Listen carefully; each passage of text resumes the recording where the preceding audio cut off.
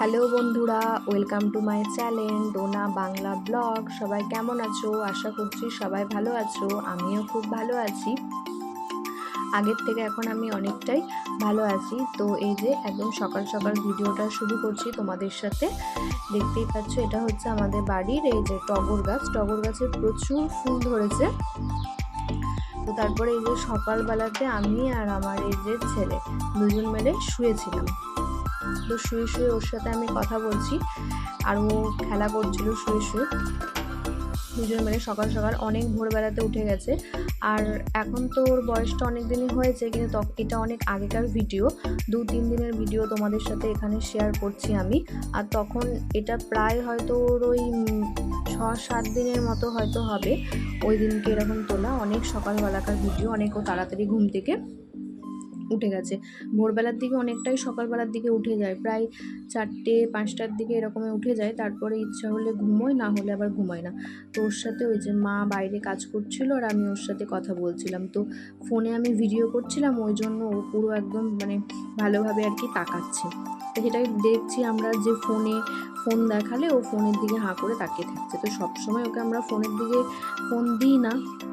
তো তখন ও যাতে বিরক্তি না করে, মা বাইরে কাজ করছিল বলে ওই যে ওকে আমরা ফোনটা দিয়েছিলাম।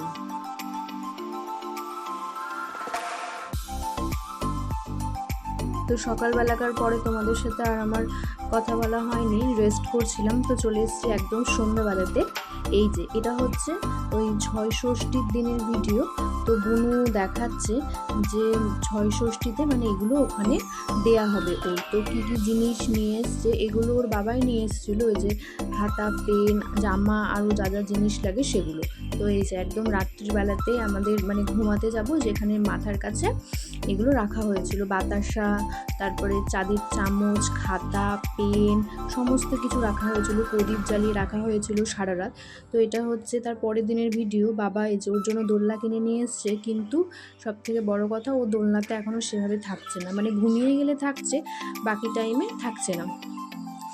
তো তারপরে এই যে আবার সন্ধ্যাবেলায় প্যাম্পাস নিয়ে এসেছিল ওর বাবা ওর জন্য অনেকগুলো। তো সেগুলোই বুনু এই যে ভিডিও নিয়েছে। আর এই যে আমি বসে আছি চেয়ারে। আমার শরীর তখন অনেকটাই খারাপ ছিল, তখন আমার সেলাইও ঠিক কাটা হয়নি। আর এই যে মা কথা বলছে, এটা হচ্ছে আমার এক মামা, আর এটা হচ্ছে আমার বরের বন্ধু। ওরা সব দেখা করতে এসেছিলো পুচকুর সাথে সন্ধ্যাবেলাতে, তাই মা হয়তো ওদের সাথে কিছু কথা বলছিল, বাবা দাঁড়িয়ে আছে, আমি হয়তো ওদের সাথে কথা বলছিলাম, আর বোনও এই ভিডিওটা করেছে। তারপরে একদম তারপরের দিনের ভিডিওতে চলে এসেছি। এটা হয়তো আমাদের ওই 11 দিনের দিন, ওই যে কামায় নোক টোক কুটে দেয়, তো সেই জন্য আমাকে কামিয়ে দিচ্ছিল।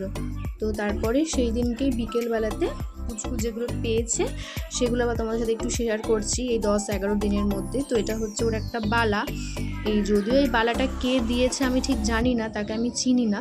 ওর বাবার হাতে এটা দিয়েছে, তো তাকে আমি চিনি না। তো থাক, এটা এখন ওর হাতে অনেক বড় হচ্ছে, পরে পড়াবো। আর এই যে এটা দেখলা, এই তাবিজটা ওকে ওর বম্মা দিয়েছে। আর এই যে এটা রুদ্রাক্ষের মতো কী এই জিনিসটা আমি ঠিক বলতে পারছি না জিনিসটাকে কি বলে। তো এটা ওর দাদুভাই ওকে দিয়েছে।